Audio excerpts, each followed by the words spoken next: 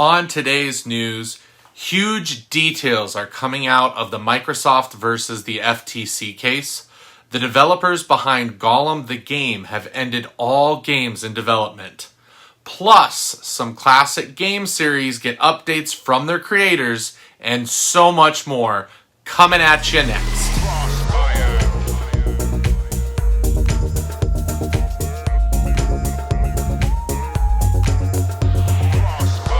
What's up, everyone? I am Russ Dornish, and welcome to Crossfire News, your bi-weekly source to catch up on the games, movie, and nerd news, as well as get a quick on-the-fly review of either a movie or a game.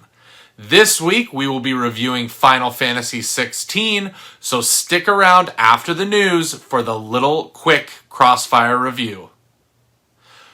First up, the FTC case against Microsoft over the Xbox acquisition of Activision Blizzard has ended with a ruling coming soon. However, the most interesting part of the case was all the behind-the-scenes info from the console wars that were released during the case.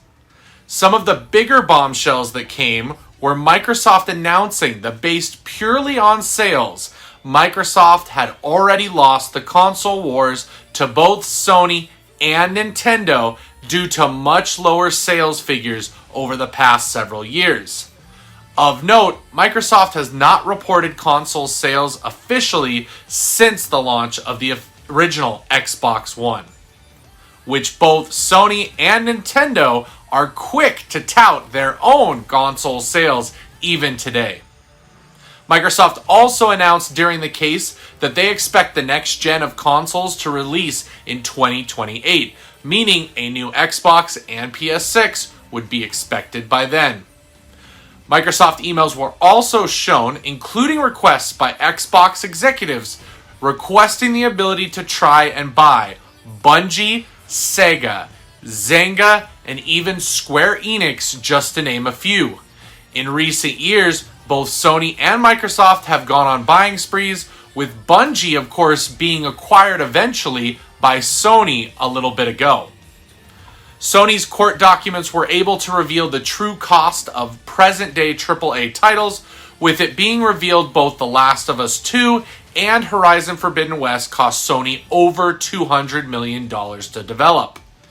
Another piece of information confirmed under oath by Phil Spencer that Activision Blizzard games like Call of Duty will in fact be exclusives to their console. No matter the outcome, there has been a ton of behind-the-scenes info that has come to light through this case. Keep following us to be updated once a ruling in the case is found. In some sad gaming news, Emile Morel, Beyond Good and Evil 2's creative director, has passed away suddenly at the age of 40. Morel worked for Ubisoft since 2009, including time on Rayman Legends. Beyond Good and Evil 2 was announced back in 2017, but nothing has been revealed about it since, and Ubisoft does not choose to talk about it very much. Our hearts go out to Ubisoft, Emile, and his family. Daedalic Entertainment, the developers behind the new Gollum game, have ceased internal development of their next game and will shift their focus back to games publishing, sales, and marketing. This comes after the massive failure that was Gollum. Gollum currently holds a 34 on Metacritic and was released nearly unplayable. The studio has also laid off 25 individuals as a result of the pivot. Daedalic was currently developing another Lord of the Rings property, but has completely canceled that project. What were your thoughts on Gollum the game and this news? Let us know in the comments down below. A couple of older missing in action franchises have received updated info from some of the people attached to those projects. Nintendo's Banjo-Kazooie dev confirms they believe the franchise will not get a new game anytime soon.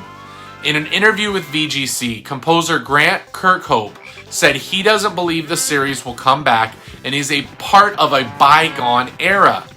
And I quote, "I feel like you'd have to get a team with the humor that we had back then, and that's hard to replicate," he said. I think Rare would be open to somebody if they found the right team, but I don't feel like that team exists. Also, I'm just not convinced the audience is there either." End quote. Another long missing in action Nintendo franchise is F-Zero, the classic futuristic racing game that has not seen a release since its game back on the GameCube.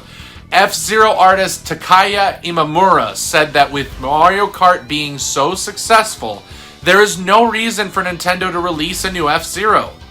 In the end, it looks like fans of both games may never get a follow-up release ever again. For this week's quick Crossfire review, we're looking at Final Fantasy XVI. Ready? What do you think? Final Fantasy XVI is a rather big departure from the main Final Fantasy games. The game has moved entirely away from the turn-based and party elements, deciding to go for a more action-based, similar gameplay to that of the Devil May Cry series. On top of that, the game has removed most of the biggest RPG elements like skill and leveling up your character. Instead, you also get jewelry that acts to increase or decrease some stats, as well as some minor combat ability increases. These departures have soured some longtime fans from the release, while on the other side of the coin, lots of newcomers, including myself, have loved the changes to the game. As far as the story and voice acting is concerned, Final Fantasy XVI is an amazing early season Game of Thrones type story and has amazing voice actors. Your companion Cid is probably one of the best companion characters ever in a video game. The best news about this release was the extra release of the first 2 hours in the form of a demo. So if a Devil May Cry crossed with Game of Thrones sounds good, then give the demo a whirl and see what you think. For now, we here at Crossfire have decided to give Final Fantasy XVI a 4 out of 5 for being just a really good game.